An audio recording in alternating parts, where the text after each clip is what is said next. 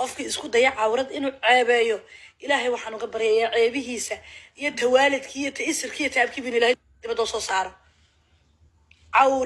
cawro qofihii waa la asturaaya ceeb male maxaa iga bi'i lahaa haddii aan arrintan uga digi lahayn oo aan dhowr jeer dhihi lahayn warka joog hadda qof walba way ka xun tahay Safiya Tusma waxa ku dhacay cid walba ka xun Hodan Cabdiraxmaan hadalkeeda iyo waliba falcelinta ay sameysay hay dambayso marka Soomaaliyan ilaahay ka baqay waxaan ka shalay wallahi inaan Soomaali ka dhasho inaan Soomaali ahaado anigu dibay bay igu tahayba subhanallah this is ridiculous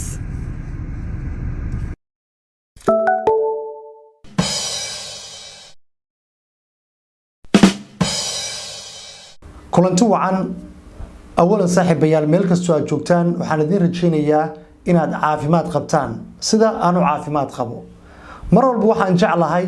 in qurux iyo sharaf aynu ku wada joogno cisi iyo karaamo cid walbana wuxuu jecel yahay isaga oo madaxiisa kor jiro inuu noolaado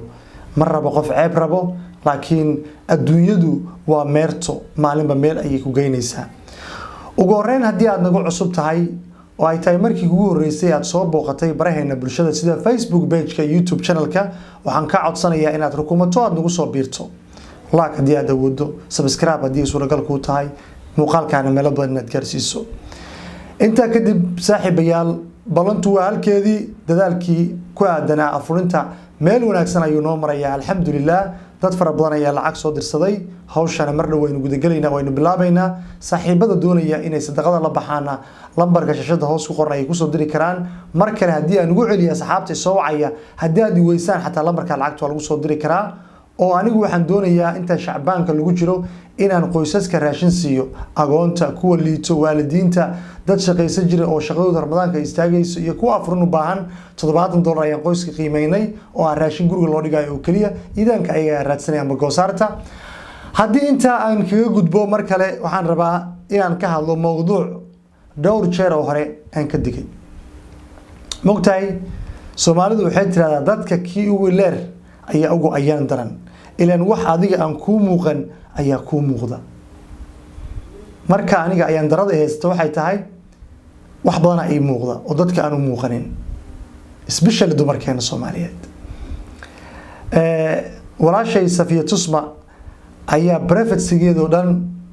waxay isugu geysay Instagram iyo Snapchat iyo Facebook iyo waxaas isugu geysay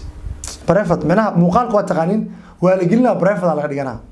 muuqaalkaas marka meeshakeeda kugu noqona marar qaarna waxa dhacdo in taleefanada lagu kaydsado fiilimaan muuqaalo ah oo xogaa aan loogu talagelin dadka in la wadaago oo private ah amba qaas ah amba wax ku gaar ah iyo sawirro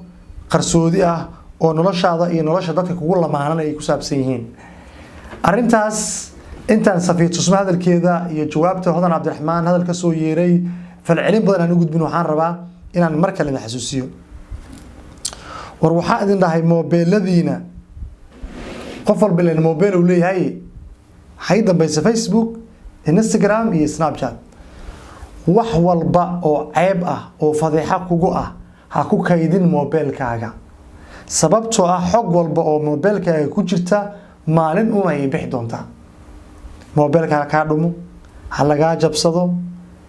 qof aad u dhibtay muuqaal hadirsado si qalad adiga ku dir gacanta kaaga dhacdo wax anshax darro ah mobilkaaga ha ku kaydin waa markii afraad aan meesha la soo fariisanahay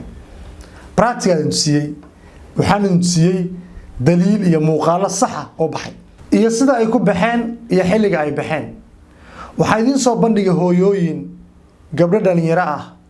wiilal dumar kala duwan oo ooynayo oo la muuqaala naga baxsaday waana la jabsaday waana la baabi'iyay waana la saanana la yeelay waxa soo dhan soo bandhigay waxaan idin soo bandhigay kuwa ilaahay qalbiga ka madoobeeyo ay gacantooda ku dira ceebahooda waxaan idin soo bandhigay rag taleefanada xaaskooda muuqaaladii ku jiray dumar kale u diray waxaan idin soo bandhigay rag xaaskoodii video iyo muuqaalo qaaqaawan oo ay ka hayeen laga qaatay amba ayaga rag kale la wadaagay waxa soo dhan way dhaceen ilaahu ragga iyo dumarka ba hanuuni arintan marka daan u soo noqdo mobilka ayaa halahaas oo dhiba ka taagan tahay haddii Instagram amba Snapchat muuqaalo xun aad ku kaydsato oo aad qaawan tahay oo jirkaaga uu banaan yahay ka waran haddii laga jabsado qofka ka jabsado ma ku qarina qofka ciwaankaaga jabsaday milkii ma ku qarina ceebaha fadeexadaada ma ku qarinayo ka waran haddii ay dhacdo in Facebookaaga lala wareego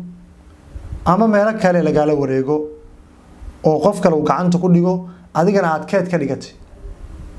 oo sidii Gmail-ku kala wax ugu shubatay okay wax walba waxay amaan yihiin inta aan la daabicin haddii la daabaco oo gacanta uu ka baxo amba uu lumo waa lagu leeyahay intaan u gudbin muuqaalada aan idin soo wado iyo hadallada Hodan Abdiraxmaan iyo Safiya Tusma mar kale waxaan idinku celinayaa war isxafida mobile waxa ku aaminina especially dumarka social media muuqaala ku aaminina waa la xiran karaa iyo bareefadan ka dhiganaay waxa soo dhan wax ka jira mala waa fake news inta haddii aan ku yiraahdo walaasha aan jeclahay qalbiga aan ka jeclahay waxaan rabaa inaan la daawato muuqaalkan walaashay Safiya Tusma intaan Hodan u gudbin bal ila daawo heerka maanta ay taagantahay gabadhan la daawo Soomaalinimada xataa waa la nacsiin عليكم ورحمة الله وبركاته وإن سلامي دمان أمد الصوماليات صومالية ساكا وحاليقة شبصدي أبل أي دي جيجي فيسبوك يجوا هودا لقى ساري وحاليقة شبصدي سناب شات كيجي أديودا واحد نصيب درا مركو أمد إلهي ولو دبر ديجو ضد أنا دادو قرنين oo iyagu habeenii maalin uun dhibtaada ku foogan amba ma aragtay fadeexada adii ceebtaada raadinaya ما هيستانو هذا هالكن تلفونكي وحيجو حدنا فيسبوك مويانه انت كله دن كود فاكتور بايجو حدنا لما قلي كرين إلا إيو إن وكود انتو كوسو دعو أتكود كاكو قشة مويانه هذا إن سناب كيجو والي يقولوا ريجي وحلي يقولوا ريجي أبل أي دي جي إن وحلي يقولوا ريجي فيسبوكي وح سوشيال ميديا يعني أنا لها يوفرها يجو شراء هبيراتي مشراء إن معجزة أدونك وحويان إلى عدو قد قرني صاد دقالنتا إلا نقف كاد أكتها ماشو كاسو هجومي كورت maxaa u haray marka walaasheen Facebook waa laga wareegay Snapchat waa laga wareegay Instagram ki gacan kuma hayso wax walba oo ay lahayd Fareeda ayaa laga bixiyay xanuunka intaas ka badan ee haya muxuu yahay marka tagta ana dad aanad garanaynin waxa la waxaad u geysatay aad garanayn waxa la waxaad galabsatay aad garanayn oo haddana doonaya maaragtay inay habeen iyo maalin fadeexad iyo dhibaato kula dul taagnaadaan waa horta waa dhibaato inteeda leeg waxa kaloo mucjiso ah in Facebook-aygan horta maalmahan oo dhan waan dareemayay dhowr jeer ba hawada laga saaray haddana wuu ii soo noqday dhowr jeer waad ogeydeen Facebook-an in horta dhowr jeer la geli jiray telefoonkan iPhone-ka markaan qaatay ayaa ban ka raystay horta wixii hore dhan hadda waxa ku beeray in Apple ID-gayga gacanta lagu dhigo in Snap-kaygii maxaan ku dhahdaa lagu soo qoro waxyaalahan jabaada so I don't know wixii soo socday hadda wax kasto kula soo gudboonaaday iyo weerar kasto lagu soo qaado amba iska difaaci kartaa amba wad ka kaman kartaa laakiin marka sharaftaada walaasha waxa ugu sii murug badan inta hadda la soo bandhigay waxa soo socda ayaa ugu murug badan sababtoo ah walwalka ka muuqda Tusma waxay tahay waxay og tahay waxa ay ku keedisay aaladaha la wareegay wax walba uu kaadsanaa karo iyo erdigaagiyo karaamadaada weerar lagu noqdo in the same time na cadawgaagu maxaan ku dhahdaa uu gacanta ku dhigo de lagamana soo kaban karo lagamana dagaalami karo difaacna male unless aad ogtahay qofka dhibkan ku geystay aad ogtahay saaka ani wax walba waxay iga daran ani wixii doonay igu dhaco ma aragtay de waa privacy-gaygi laakiin bini aadanka igula jira ayaan ma aragtay asxaabaan leeyahay saaxiibaan leeyahay relationships baan lahaa dad baan nolol naga dhaxaysay sawirra igu jira qoraal wax walba igu jira telefoonkan oo de privacy-gaygii dhan buu ahaa markuu cadawgaaga u gacan galo xanuun gaar ah bay leedahay ma aragtay ay leedahay dad aan xishoonayn dad aan ilaahay ka baqayn dad aan waalid garanayn aan hooyo إلهي كعبسدة إلهي إذن أبوري كعبسدة سبحان الله naxdinta ugu weyn iyo xanuunka ugu weyn ayada haya waxa ka sii daran dadkii ay wax wadaageen amba ay wax dhaxmareen ee muuqaaladooda amba sawiradooda u kaydsanayeen oo maalin mid la soo bandhigayo ayada qudheeda marka ruuxaas inay samaysan ma ahayn oo dad privacy-goodii wax ay private u ah inay social media ku aaminta ma ahayn laakiin way dhacday majixinjixi ayaana gacanta ku dhigay subxaan allah waxa weeyaan aniga deewa tusmo baan ahaanaya saas baan soo hadlaya halkaan baan soo taagnaanaya wax kasta oo maanta lagu idigula kacdaan it's not gonna change me maybe it's gonna make me stronger لكن و painful weeyaan markaad cabsida ilaahay aan cabsida inta ilaahay waa lagu cadaab galaaba leeyahay markaad bini aadan uun cabsidiisa ku jirto what's gonna happen to you goormay kugu dhici maxaa maqan sidii nin xoolo buur ku ilaalinaya tiro uun ku jirto ayaa horta adduunka waa ayaan daro weeyaan marka Soomaaliyan ilaahay ka baqay waxaan ka shalay wallahi inaan Soomaali ka dhasho inaan Soomaali ahaado anigu dhibbayba igu tahayba subhanallah this is ridiculous xanuunka weyn ma jira markii gabadhan in Soomaalinimadii la nacsiiyay inkastoo falkan dhicitaankiisa ayada ay fuudaysay haddana in la gaarsiiyo heer Soomaalinimada ay nacdo warshala markaan idin hadlaayay hadalkayga dadaa waxay soo qorayeen maxaa la yiraahdaa waxaas Apple ID lama jabi karo iyo dadka faataalinimada kala tag iyo maanta la taagan yahay waxa way mugtahay qofka bini aadanka waxa loo sheegayo inuu qaataa wanaagsan hodan Abdiraxmaan fanaanad Soomaaliyeed oo sharaf iyo ciise leh hooyo Soomaaliyeed waxay ku jirtaa dadka arrimahan aad uga hadlay oo ka xumaaday ayadana way ka soo falcelisay muuqaal ay iska soo duubtay kaas oo ay kaga hadlayso sababaha iyo qaabka ay wax u dhaceen ayadoo waliba digniin iyo fariimo dirayso عليكم ورحمة الله وبركاته وهذا عبد الرحمن دير ومسكينته وما انت حناقصن وهالك السوق شيء وحن ربعين هرتا عن إلى هذا ومدى الصومالية من الشيء ما كانوا شيء حتى هرتا إلى هاي نسوي هذي سبيش اللي رجع الصومالية لا نسوي هذي إن تكلموا حنا لا هاي إن ولا شيء تصمم وقبل شرف له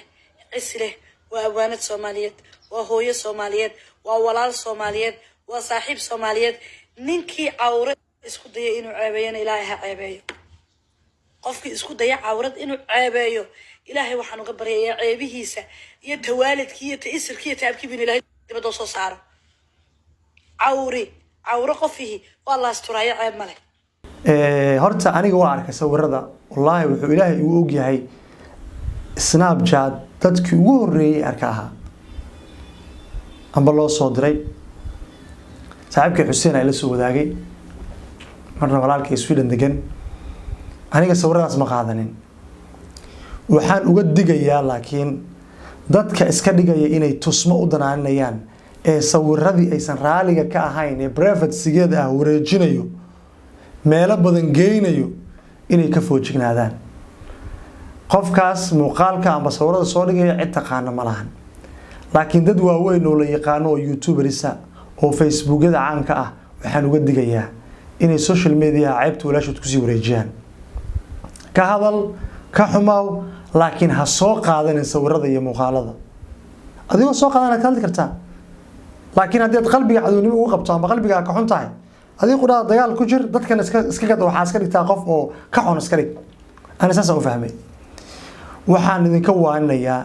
in muuqaaladiina sawiradiina iyo wax walba oo cawradiina dumarow aadan social media iyo telefoon dhexdooda ku aaminina war adigaaba tahay maxaa video isaga duubay markaa ta saari kartaa qofkan aan video adoo qabanaa dirayso ha ku yimaado isku qaawino sababtoo adoo qaawan baa u dirayso mugtaa yaa kulli qof iska qarnaysid ma aan qofka adoo qaawan baa u dirayso qofka adoo qaawana sawir la gelaysane intaad qaawantahay la joog kadib kala taga at least hada laga maarmeyn laakiin maxaa muuqaalay sawir document maxaa loo sameeyaa war maxaa sabar loo kala daawacaya dhul ma la kala gadanaya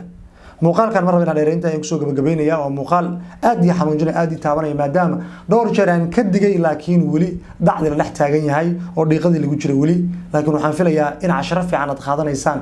maalin walba waxa arkayso aad daawanaysaan 10 ay ku taa adiga ku dhaadi daawanay gudahan muuqaalka inta ay ku soo gabagabeynaya inta aan dib u kulmayno nabadina nooli kulantay ismaqal dambe oo xiise leh bye bye waa idin jeclahay